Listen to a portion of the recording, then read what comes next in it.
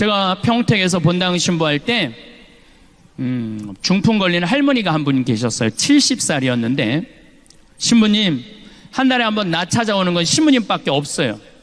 아들이 하나 있는데 10년 동안 한 번도 안 찾아왔다는 거예요. 한 번도. 너무너무 내가 고맙다는 거예요. 근데 그 할머니가 돌아가셨어요. 초상집에 갔는데 그 영정사진 앞에서 통곡을 하고 우는 자식이 하나 있더라고요. 10년 동안 안 찾아온 자식이. 그런데 그 자식이 이렇게 말하더라고요. 왜 벌써 죽느냐고, 조금만 더 살았으면 내가 돈 벌어서 효도했을 텐데. 저는 속으로 그 자식 보러 이런 생각을 했어요. 너는 엄마가 80에 죽어도 똑같이 말할 자식이야. 80이 10년 후에 죽어도 왜 벌써 죽느냐고, 조금만 더 살았으면 내가 돈 벌어서 효도했을 텐데. 혹시 여기 계신 여러분들 자식들 가운데 지금 찾아오지도 않고 용돈도 안 주고 효도도 하지 않는 자식들 있어요? 저 자식이 나중에 돈 벌면 나한테 효도하겠지? 라고 기대하고 있는 분들은 어린 반푼어치도 없는 생각을 하고 있는 거예요. 지금 효도하지 않는 자식은 나중에도 효도하지 않아요. 우리 인간한테 죽음의 문제만 해결되면은 사는 게 편안해져요. 죽음의 문제만 해결되면은. 근데 한국 사람들은 참 죽는 거 싫어하죠. 참 죽는 거 싫어해요. 어떻게 해서든지 안 죽으려고 그래요. 어떻게 해서든지 안 죽으려고. 만약에 우리 동네에 공동묘지가 들어온다면은 난리도 안 해요. 띠두르고 결사반대. 여기 빨간 뭐 글씨 쓰고 6.25는 난리도 아니에요. 반대하는 거 보면은. 근데 유럽이나 미국에 가보면은 공동묘지가 다 동네 한가운데 있어요. 제가 외국에 이렇게 강의를 가보면은 필라델피아에 한번 간 적이 있었는데 공동묘지를 하루에 10번도 더 보는 거예요. 계속 동네 한가운데 있으니까 일리가도 보이고 전리가도 보이고 공동묘지를 안 볼 수가 없더라고요. 그러니까 죽음이라는 것이 멀리 있는 게 아니라 생활 가운데 있는 거죠. 그래서 그 사람들은 죽음에 대해서 몸서리 쳐지게 거부하는 내용이 아니라 죽음은 우리 가까이에 있는 거구나, 그런 생각을 하시는 것 같아요. 그런데 우리나라 사람들은 만약에 우리 집안 식구에 누가 암이 걸렸다 그러면은 그 집은 벌써 초상집이야. 초상집. 그 집은 또 본인이 암에 걸렸다 그러면은 이미 죽음을 땡겨서 이미 거의 죽어 있는 상태야. 본인이 암에 걸렸다는 표정을 봐도 보면은. 근데 우리 인간이 죽는 거 무서워할 필요가 하나도 없어요. 왜 죽는 걸 무서워할 필요가 없느냐 하면은 우리 인간은 죽기 전까지는 절대 안 죽어요. 여기 계신 여러분들 죽기 전까지는 절대 안 죽어요. 제가 외국 강의 다닐 때마다 또 아프리카 봉사활동 갈 때마다 100시간 정도 비행기를 타요. 5일을 하늘에 떠 있는데 어떤 때는 큰 비행기를 타고 어떤 때는 프로펠러 비행기를 탈 때도 있어요. 근데 작은 비행기를 타면은 난기류에 걸릴 때가 있어요. 난기류에 걸리면 비행기가 정말로 올라갔다 내려갔다 커피잔이 쏟아지고 막 이러거든요. 막 사람들이 막 불안에 떨고 막 비명 지르는 소리가 막 들리더라고요. 근데 저는 참 그런 분들 보면 안타까워요. 아직 비행기가 떨어지지도 않았는데 왜 불안하고 초조하냔 말이야.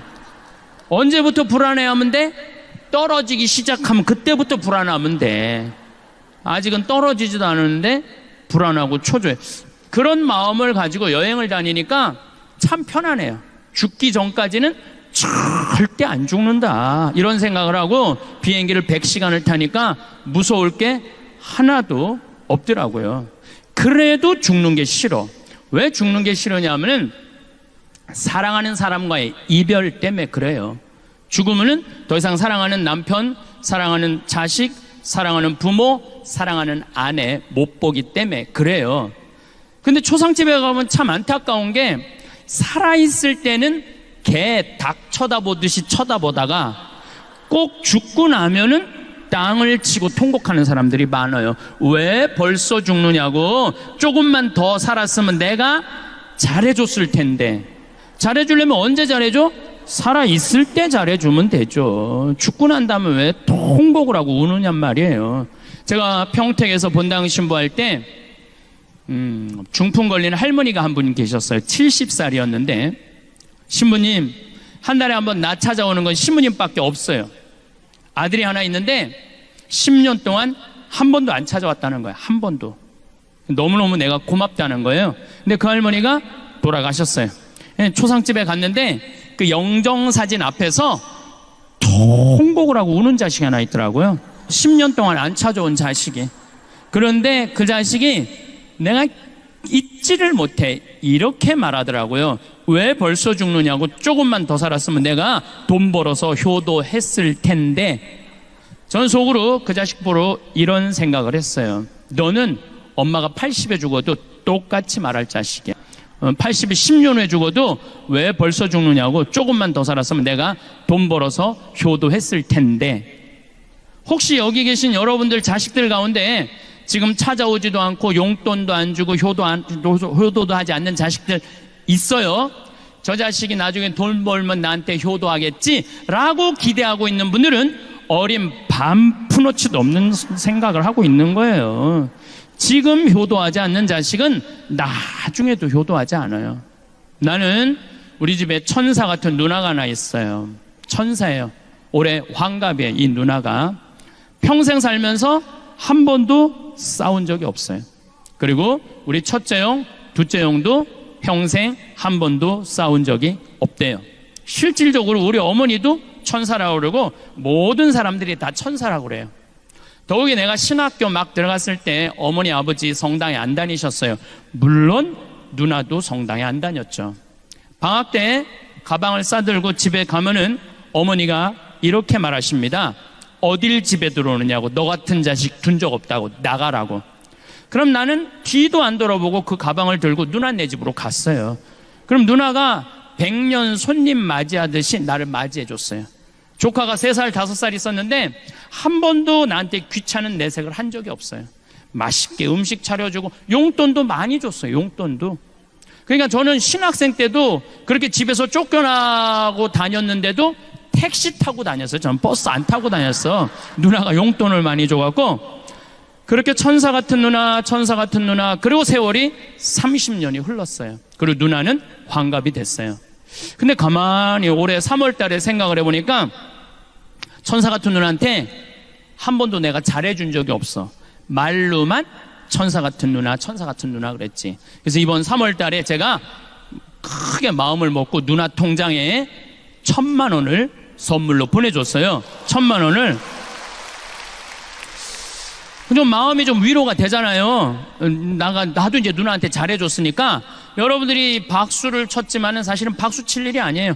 이제 7월 11일이 내 영명축일인데, 베네딕도, 우리 누나는 내 영명축일 때 20년 동안 매년 100만 원씩 꼭 예물을 갖고 왔어요. 매년 예물을. 그러니까 나는 아직도 누나한테 받은 거 반도 못 갚은 거예요. 여러분들도 인생을 살면서 여러분들한테 잘해준 사람들이 있을 거야. 그렇죠? 네. 부모든 형제든 친척이든 아니면은 성당 같이 신앙생활 하는 사람이든 크게 베푼 사람들이 있을 거예요. 그렇다면은 그런 사람들한테 고마운 사람 그러다가 그 사람 죽어갖고 초상집에 가서 통곡하고 울지 말라는 거예요. 정말 고마우면은 이스라엘 성지순례 티켓을 하나 끊어주든지, 아니면은 이미자 콘서트 티켓을 하나 끊어주든지 표현을 하라는 거예요. 표현을 하라는 거예요. 그리고 왜 우리가 죽는 게 억울하느냐 하면은 살아있을 때는 아무것도 안 하다가 꼭 내가 70이 돼갖고 암에 걸리면은 이 사람들 이렇게 말해요. 나는 억울해서 못 죽는다고. 살아있을 때는 아무것도 안 하다가 암 딱 걸리면은 그때부터 사는 게 소중한 거야. 그러니까 암에 걸려갖고 사는 거 소중하지 말고 암 걸리기 전부터 소중하게 사세요. 먹고 싶은 거 있으면 사 먹고, 여행 다니고 싶으면 다니고. 재물을 어떻게 쓰느냐는 참 중요해요. 재물을 내가 돈 욕심 펴갖고 나 맛있는 것도 안 사 먹고 여행도 아니고 아무것도 안 하고 끝까지 돈 욕심만 내는 사람은요, 끝에 건질 게 아무것도 없는 사람들이에요. 70년 사신 분들, 가만히 보면은 여기 계신 분들 60년 70년 살았다면 여러분들 보통 한 집에서 40년 살림살이 하신 분들이에요. 그러면은 살림살이 하는 주부가 한 달에 노동 가치가 300만 원이래. 300만 원. 그러면은 10년이면은 3억이에요. 40년이면 12억 원어치 일을 한 거야. 그런 분이 딱 암에 걸려갖고 나 인생을 돌아와서 나 억울해서 못 죽는다. 난 고생만 했다. 난 그런 사람들이 안타깝다는 거예요. 호강하려면 언제? 지금 하세요. 지금. 나중에 죽기 직전에 호강하려고 애쓰지 말고. 예. 그래도 죽는 게 싫어. 왜 죽는 게 싫으냐면 이 모양 이 꼴로 살다가는 죽어서 지옥에 갈까봐. 지옥에 갈까봐. 여러분들 사형수들이 왜 죽는 게 싫은 줄 아세요? 사형이 결정됐고 막 목매로 올라갈 때 왜 안 죽으려고 뻗팅기는 줄 아세요? 왜 그러느냐면 내가 사람 5명 10명 죽고 이렇게 해서 죽으면은 죽어서 어디 갈 거라고 생각해? 지옥에 갈 것 같아갖고. 지금 살아있을 때는 천당 지옥이 결정되지 않았잖아요. 마태복음 25장에 이 왼쪽에 있는 사람들한테 악마와 그의 졸도들을 가두려고 준비한 영원히 꺼지지 않는 속으로 가라. 그러니까 영원히 꺼지지 않는 불구덩이 속에 떨어질까봐 안 죽으려고 그러는 거예요. 안 죽으려고. 근데 92년에서부터 97년 사이에 죽었다 살아난 사람이 미국에서 무려 1,500만 명이에요. 1,500만 명. 작년에 한국에서 죽었다 살아난 사람이 몇 명이냐면 680명이에요. 공식적으로 국가에서 발표한 거예요.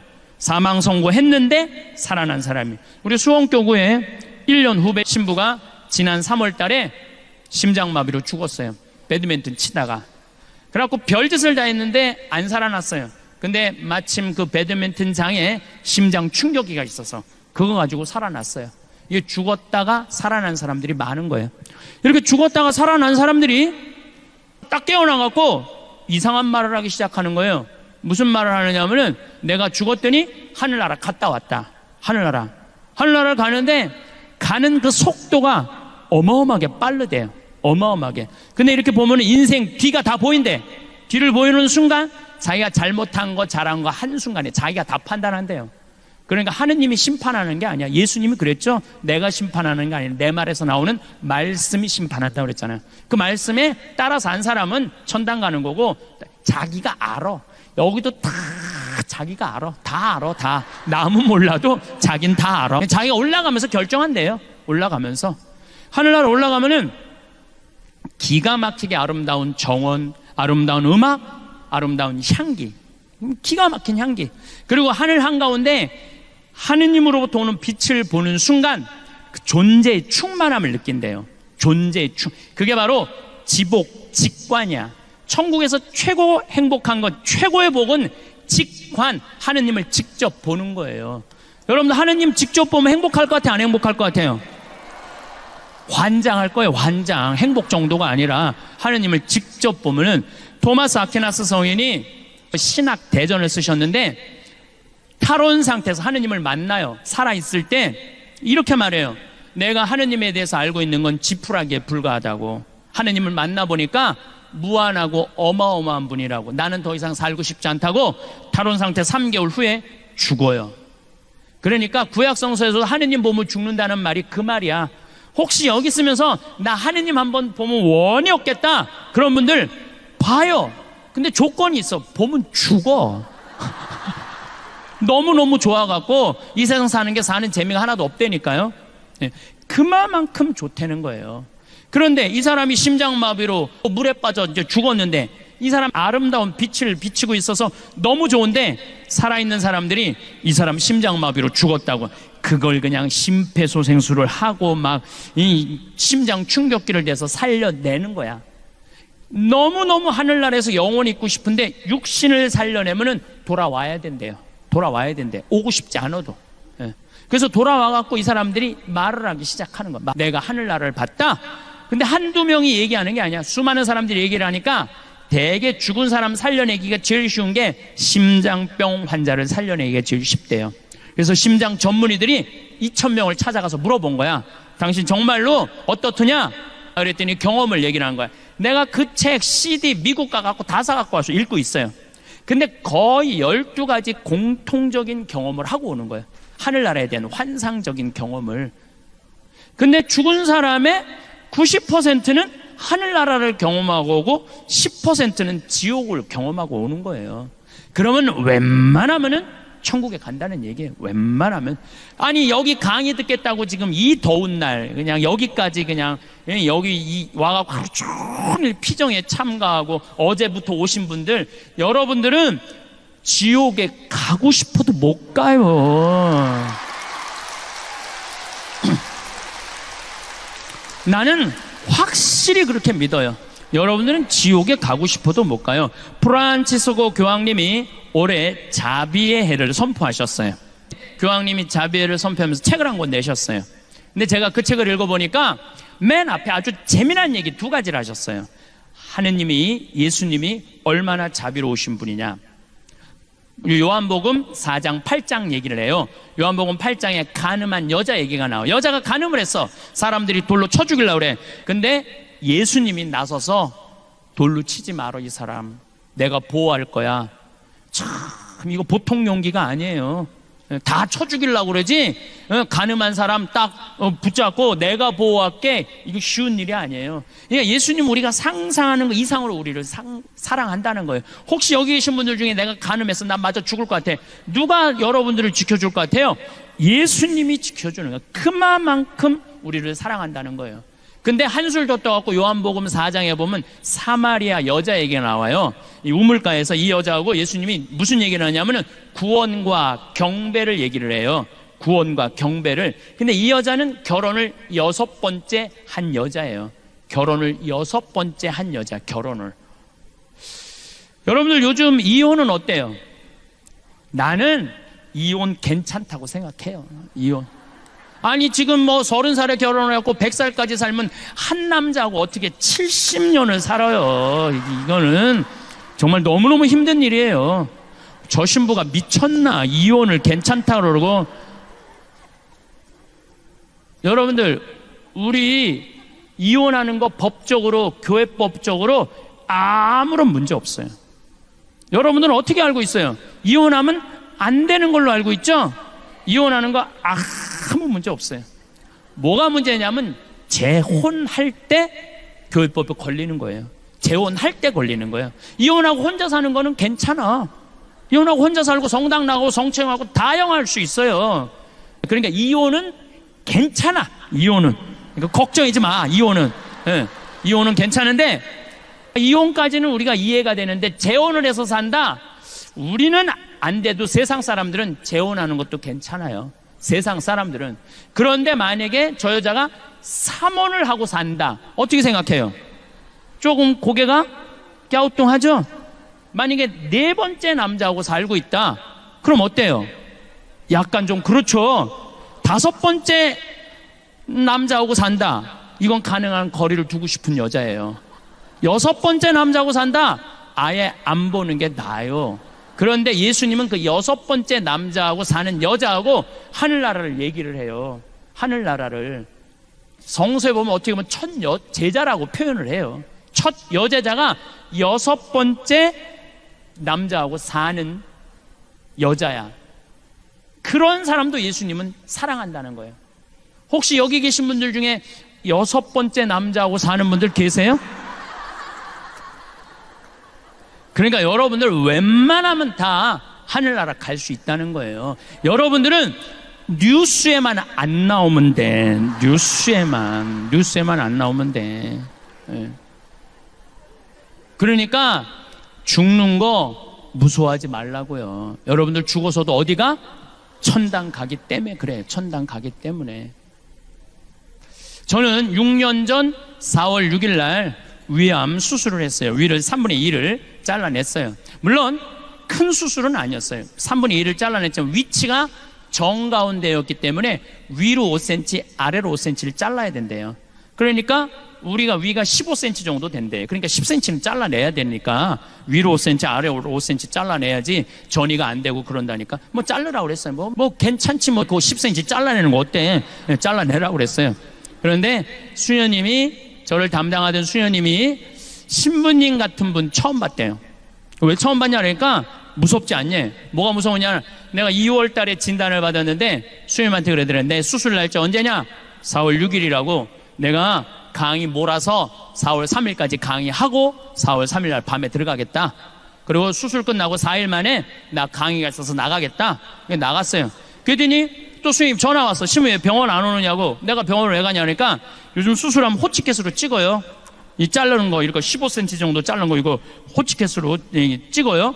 그 호치켓을 띠로 왜 안 오느냐고. 내가 거기 갈 시간이 어디, 내가 집에서 가위로 다 잘랐다. 걱정하지 말아라. 걱정하지 말아라. 그랬더니 수녀님이 신부님 무섭지 않냐고, 두렵지 않느냐고. 전이 되고 그럴 수 있는데 신부님 너무너무 자연스럽게 어떻게 그렇게 하나도 무섭지도 않고 걱정도 하지 않고 자기 귀찮게도 안 한다는 거예요. 전들 왜 밤에 걱정하지 않았겠어요? 전들 왜 고민하지 않았겠어요? 죽으면 어떻게 하나 걱정했죠. 그런데 46년의 인생을 돌아보니까 50개 나라를 다녔더라고요. 50개 나라를. 원도 한도 없이 돌아다닌 거예요. 한도 한도 없이. 그리고 본당 신부 2번을 했는데 정말 교우들 원도 없이 사랑했고 사랑받았고 5년 2번을 본당 신부를 했는데, 그리고 평창에 들어가서 산지 6년, 46살 땐 6년, 7년째 됐는데 생각해보니까 우리 천주교 교우들만 평창에 오는 게 아니에요. 개신교 신자들, 불교 신자들, 한 번은 한 5명이 와갖고 책 사인을 해주는데 세례명 되려니까 세례명이 없다는 거. 왜 세례명이 없냐 그러니까 자기네들 개신교 신자라는 거예요. 근데 어떻게 5명이나 몰려가려니까 자기네는 내 팬이라는 거예요. 그래서 자기네들 온다는 거예요. 정말로 한 번에 200명씩 올 때 개신교 신자들이 평균 5명에서 10명이 와요. 개신교 신자들이 평균. 그리고 뭐 전 세계에서 우리 교포들 다 오고, 모든 교우들한테 이렇게 행복 나눠줬으면 됐지.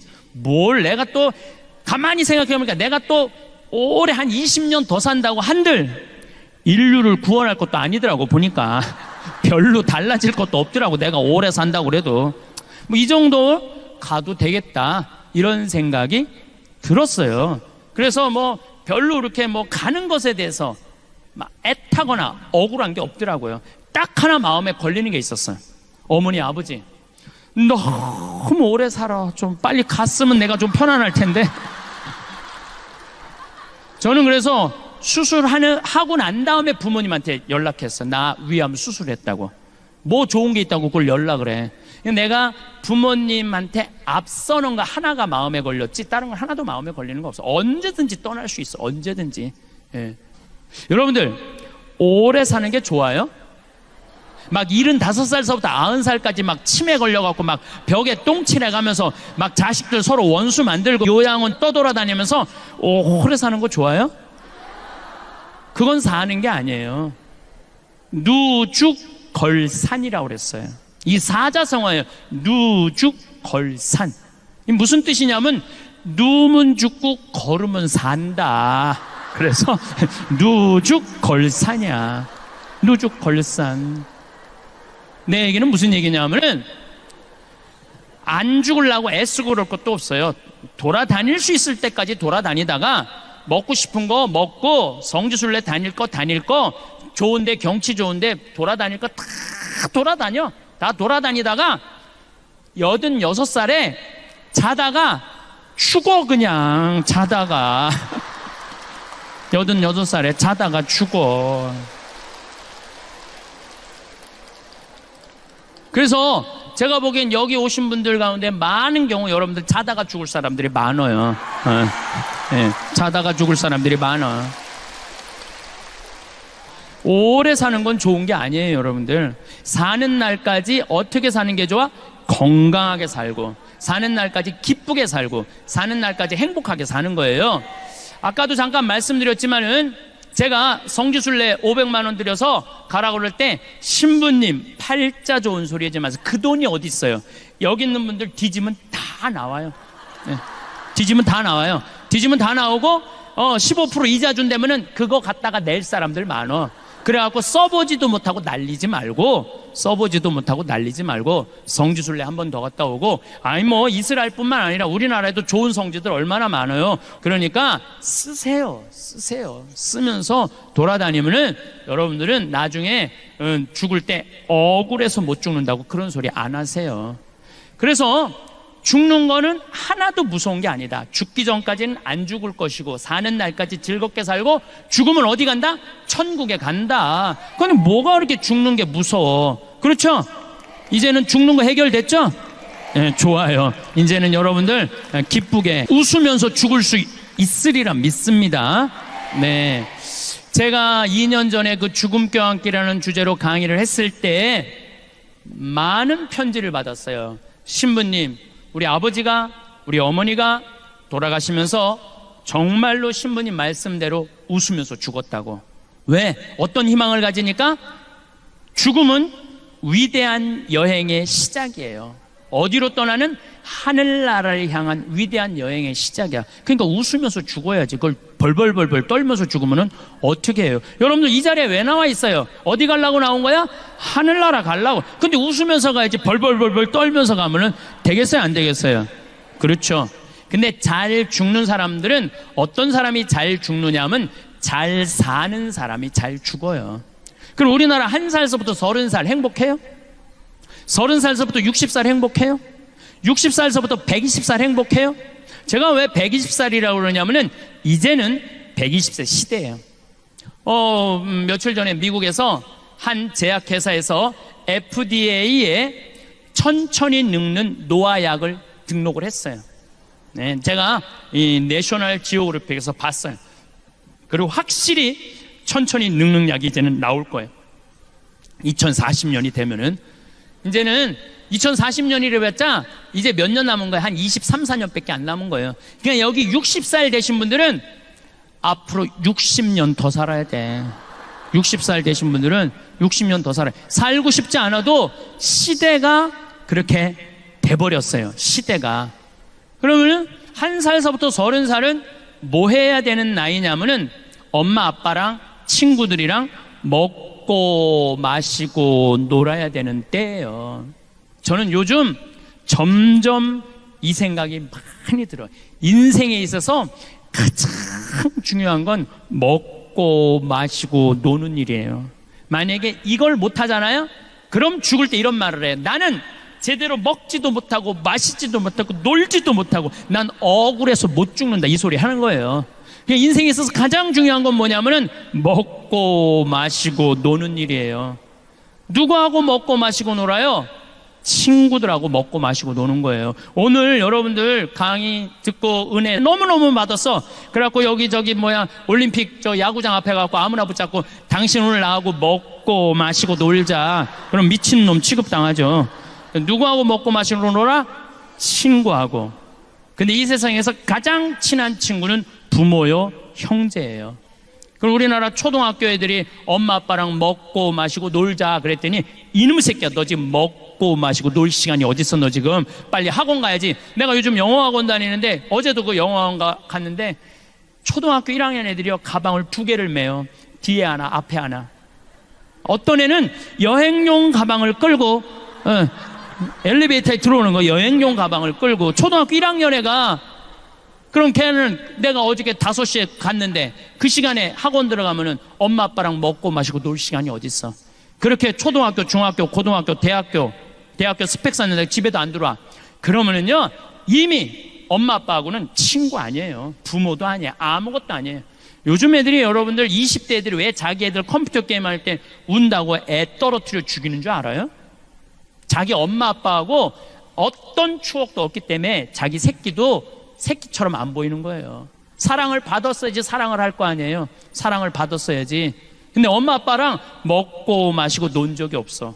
이런 애들은 그러니까 엄마들이 이렇게 얘기해. 너 지금 먹고 마시고 놀지 말고, 응? 4당 오락이야. 4시간 자면 합격하고 5시간 자면 너 떨어져. 그래갖고 서울대학 가갖고 뼈가 빠지게 스펙 쌓고 삼성에 취직해서 그러고 난 다음에 먹고 마시고 놀아. 그럼 1살서부터 30살은 누가 보상해 줄 거예요? 그때 아무것도 안 한 애들. 우리 생태마을에 직원이 40명이에요. 이제까지 이력서가 이렇게 쌓여 있어요. 200명 정도가 왔다 갔어. 200명 정도가. 근데 참 놀라운 거는요, 우리 집에 며칠 전에도 이화여대 나온 친구 왔다가 3일 만에 갔어요. 또 연대에 나온 사람 일주일 만에 갔어요. 서울대 원서는 사람 하루 만에 갔어요. 가만히 보니까 우리 집에 와갖고 이 생태마을에서 행복하게 직장 생활하는 사람들 또 환경을 보니까 다른 거 하나도 없어. 엄마 아빠랑 먹고 마시고 논 애들이 생태마을에서도 일 잘하고 잘 살아. 아무리 좋은 대학을 나와도 엄마 아빠랑 먹고 마시고 놀지 못하는 애들은 우리 생태마을에 와서도 먹고 마시고 놀지 않아요. 그래서 저는 우리 직원들 첫 월급은 서울대학을 나오든 연대를 나오든 일반 지방대학을 나오든 중학교를 나오든 초등학교를 나오든 월급을 똑같이 줘요. 절대 좋은 대학 나왔다고 월급 많이 안 줘요. 왜? 매주 띄우는데 뭐하러 서울대 졸업장이 필요해. 매주만 잘 띄우면 됐지. 그러니까 일을 잘하는 사람이, 어떤 사람이 일을 잘하나 봤더니 행복한 사람이 일을 잘하더라고요. 행복한 사람이. 지난주에 영월 고용노동부에서 우리 생태마을에 감사가 나왔어요. 우린 엄연한 직장이니까, 회사니까 고용노동부에서 감사가 나왔는데, 감사 나온 사람이 우리 직원 월급표를 보고 깜짝 놀라는 거예요. 진짜 이렇게 주냐. 우리는 직원들 이렇게 관리 직원들이 6천만 원이에요. 연봉 한 달에 최소한 500만 원 정도 나가요. 그래서 400만 원, 300만 원. 첫 월급이 200만 원이고 잘하는 애들은 30만 원, 40만 원을 6개월이면 230, 40만 원 그냥 올려줘요. 근데 그것도 기준이 보면은 행복한 애가 월급도 빨리 올라가. 공부 잘하는 애가 빨리 올라가는 게 절대 아니에요. KBS에서 재미난 실험을 했어요. 초등학교 6학년 성적표 IQ 좋은 애, 성적 좋은 애, 생활기록부 좋은 애 30년 후에 추적을 해봤어요.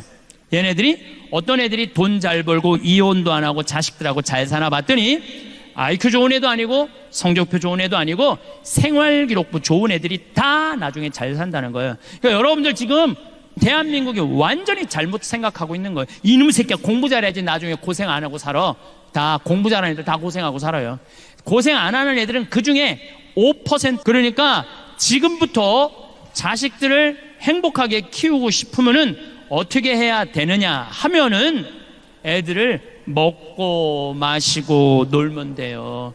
1억 신축금 1억 내라면 벌벌벌벌 떨다가 15% 이자 준다면 떨커덕 맡기는 그런 어리석은 짓 하지 말고 그 1억 가지고 먹고 마시고 노세요. 그게 행복의 시작이에요. 그러면은 30살서부터 60살은 행복하냐? 이때도 뭐 해야 되는 나이냐면 먹고 마시고 놀아야 되는 때예요.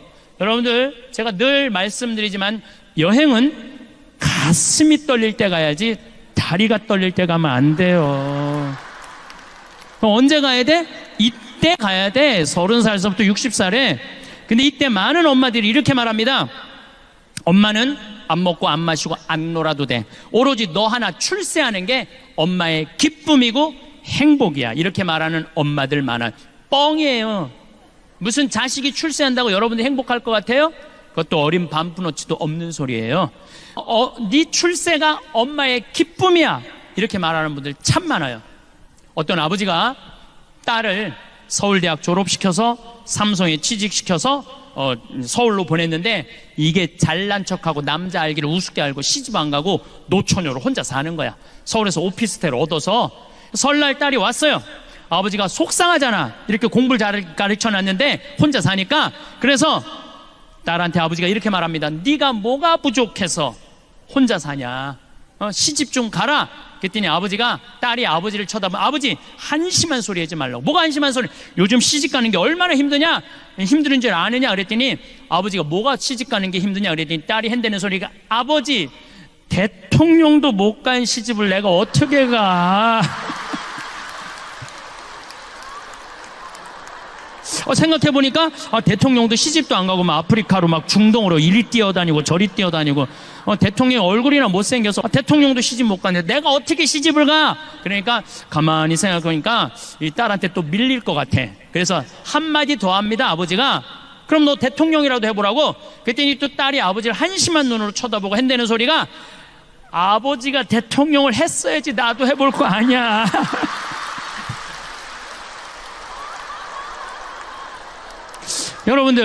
여러분들은 자식들을 대통령 되라 그러기 전에 자식을 대통령을 만들고 싶으면 여러분들이 먼저 대통령이 돼야 돼요. 자식을 출세시키고 싶으면 누가 먼저 출세해야 돼? 여러분들이 먼저 출세를 해야 돼요. 자식을 행복하게 키우고 싶으면 누가 먼저 행복해야 돼? 여러분들이 먼저 행복해야 돼요. 애가 10시까지 공부하고 왔는데 엄마는 그냥 머리에 하얀 띠 두르고 왔어? 엄마는 안 먹고 안 마시고 안 놀아도 돼. 너 하나 행복하는 게 엄마의 소원이야. 그런 평생 인상 쓰고 사는 엄마한테 자식 자라니 자식이 행복할 수 있겠어요? 행복할 수가 없어요. 저는 요즘 우리 교회 우리 수원교구도 그렇지만 청소년이 문제라고 그러는데 난 거기에 동의할 수 없어요. 청소년이 문제가 아니에요. 누가 문제냐면은 청소년을 키우는 부모들이 문제예요. 청소년이 성당을 안 나온다고 그러는데 그것도 내가 보기에는 청소년들의 문제가 아니에요. 부모의 문제예요. 여러분들 중학교 고등학교만 올라가면은 어떻게 해요? 은근히 애가 엄마 내일 월요일날 시험인데 나 도서관 가야 돼. 그러면은 부모가 나 너 시험 못 봐도 돼. 나 너 꼴등해도 돼. 하지만 줄미사 빠지는 건 엄마는 용서 못해. 너는 신앙이 이 세상에 살면서 가장 중요한 거야. 너 꼴등해도 돼. 너 미사 나가. 이러면은요 애들 다 성당 나가요. 근데 여러분들 은근히 중학교만 올라가면은 눈 감아요. 타협하는 거예요. 중학교 고등학교 때는 네가 대학 들어가야 되니까 성당 잠깐 쉬어. 영원히 쉬는 거예요. 그러니까 애가 문제가 아니라니까요. 그 애를 키우는 부모가 문제예요. 여러분들 자식들 구원받고 싶으면 누가 먼저 구원받아? 여러분들이 먼저 구원받아야 돼요. 그러면 60살에서부터 120살은 행복해요? 60살에서부터 120살? 나는 자식 출세하는 것만 봐도 내 행복이야 라고 말하는 분들 늙어봐요. 절대 그렇지 않아요. 어떤 욕심이 생기느냐 하면은 자식이 좋은 대학 다니고 좋은 직장에 취직하잖아요.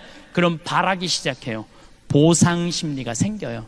저렇게 잘 컸는데 저렇게 잘 나가는데 내가 갈비가 먹고 싶으면 저 자식이 와서 사주겠지 이런 생각을. 내 주머니에 돈이 있어도 안 사 먹어요. 자식이 와서 사줄 때까지. 내가 사 먹는 건 자존심 상해. 왜? 내가 저 자식을 저렇게 잘 키워놨는데 저 자식이 와서 사줘야지 이런 생각을 해. 내 주머니에 돈이 있어도. 근데 여러분들 자식이 무당이에요? 막 일하다가 오늘 엄마가 갈비가 먹고 싶네? 내가 가서 사줘야지 이렇게 생각하는 자식은 대한민국에 한 명도 없어요. 지금 갈비 먹고 싶은 거 누구만 알아? 나만 아는 거. 나만. 그럼 누가 사줘야 돼? 내가 사줘야 돼. 내가. 누구 돈으로? 내 돈으로. 무슨 돈으로? 집 잡혀서. 그러면은 다 해결되는 거예요. 그런데 절대 자기 돈으로 가서 안 사 먹어요. 그리고 끊임없이 원망해요. 끊임없이 자식들 욕해요. 그리고 자기 인생까지 인생 헛살았다고 그래. 참 어리석은 사람들이에요. 제 강의를 듣고 그래 내 돈으로 사 먹으면 되지. 그리고 내 돈으로 사 먹은 분들이 나한테 편지하고 찾아오고 심지어는 개신교 신자들은 용돈도 갖고 와요. 뭐 지난주에 100만 원 200만 원 받아서 개신교 신자한테 돈 받았다고 박수 받으려고 그러는 게 아니에요. 자, 그분들이 나한테 하는 얘기, 공통적인 얘기 두 가지가 있어요. 첫 번째, 내 돈으로 사 먹어 보니까 자식 원망을 안 하게 되더래요. 찾아오거나 말거나 원망을 안 하게 되더래요. 두 번째, 내 돈으로 내가 사 먹어 보니까 남은 인생은 누가 책임질 수 있다? 내가 책임질 수 있다는 생각이 들더래요. 여러분들 60살서부터 120살까지 자식이 효도하지 않으면 불행하고 자식이 효도하면 행복해요? 왜? 내 60년의 인생을 자식한테 떠맡겨. 그것도 나쁜 거 아니에요? 여러분들 자식들 중에 태어나고 싶어서 태어난 자식이 있어요? 한 명도 없어. 한 명도. 여러분들이 좋아서 난 거야. 여러분들이 좋아서 난 거야. 그걸 기껏 키워놓고 너 남은 인생 60년 책임져. 얼마나 이기적인 생각이에요. 키워놓고 자립할 수 있으면 그걸로 끝내야 돼. 남은 인생은 누가 책임져야 돼? 내가 책임져야 되는 거예요. 여러분들은 자식 생각하면 막 행복하고 기분 좋고 뭐 때로는 마음 아프고 그러죠. 요즘은 과학이 발달해갖고 뇌 촬영이 가능하대요. 사랑의 감정이 촬영이 가능하대요. 요즘은 기가 막힌 세상이 된 거예요. 그래서 엄마, 부모가 자식 사진을 이렇게 바라볼 때 뇌 촬영을 해보니까 전기가 팍팍팍팍 튄대. 잘된 자식은 자랑스러워서 팍팍팍팍 튀고 못된 자식은 안타까워서 팍팍팍팍 튄대요. 직접 실험을 해, 뇌 촬영을 해본 결과. 그런데 자식이 부모 바라볼 때 뇌 촬영을 해보니까 아무 반응이 안 일어난대. 아무 반응이 안 일어난대요. 여기 계신 여러분들 지금 60, 70, 80 넘어가신 분들, 자식들이 지금 50, 60 되신 분들 많을 거예요. 그분들은요, 여러분들 살아있는지 죽어있는지도 모르는 경우도 많아요. 제가 말씀드리잖아요. 120살 먹은 엄마가 90살 먹은 아들이 너무너무 목소리가 듣고 싶어 힘겹게 전화를 했어요. 아들아, 나 네 목소리 너무너무 듣고 싶다. 너 요즘 밥은 잘 먹고 잘 지내니? 그럼 90살 먹은 아들이 당황한다니까요. 엄마가 아직도 살아있었나? 이제 당황한다니까요. 그쯤 되면은 부모가 살았는지 죽었는지도 몰라요. 이번 어버이날 때도 밥 굶은 할머니들 많을 거예요. 아침에 밥 하려고 그랬더니 할아버지가 애들 올 텐데 무슨 아침을 해. 그냥 놔둬. 올 때까지. 애들 오면 먹지 뭐. 그랬어. 근데 점심 때도 아무 연락이 없어. 어떻게 할까 여보? 그냥 귀양 기다리는 거 저녁까지 배 고파서 그냥 확 먹어. 그런데 저녁에 5시쯤 아들이 전화했어. 아버지 내가 너무 바빠서 못 갔어요. 통장에 10만 원 넣어드릴게요. 맛있는 거 사서 드세요. 이미 기분 잡쳤어. 무슨 밥은 그냥 굶는 거예요. 그냥 어버이날하고 기다리지 말고 누가 와서 사줄 거 기다리지 말고 먹고 싶으면 누가 와서 사 먹어? 내가 사 먹으면 돼요. 내가 사 먹으면 돼.